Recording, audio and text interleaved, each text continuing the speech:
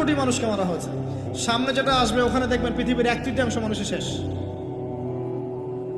অপেক্ষা করতে থাকেন। আরো বলেছেন জেনা বাড়বে, জেনা ঘরে ঘরে জেনা থাকবে।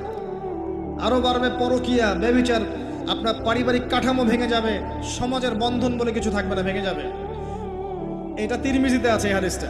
মসজিদগুলো হবে চাকচিক্যময়, হেদায়েত শূন্য শেষ জামানায়। দেখেন মসজিদগুলো এক একটা তাজমহলের মতো, ভিতরে হেদায়েত নাই। ইসলামের খালি নাম থাকবে, মানুষ ইসলামের মূলনীতি থেকে সরে আসবে। কোরআনের খালি মাসহাফ থাকবে, মানুষ কোরআনের শিক্ষা থেকে সরে আসবে।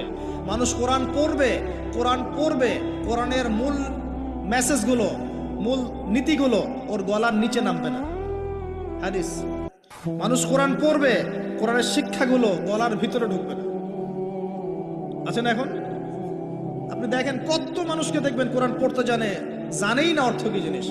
আর যদি কেউ বলে অর্থ পড়ার দিকে উৎসাহিত করে, অর্থ পড়া উচিত, অর্থের দিকে যান, বলবে ওকে আবার বিতর্কিত করা শুরু করে দিবে।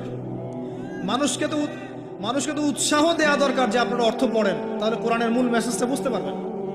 একজন আলেমের কাজ কি? মানুষকে কোরআনের মূল মেসেজটা শিক্ষা দেয়া, উৎসাহিত করা।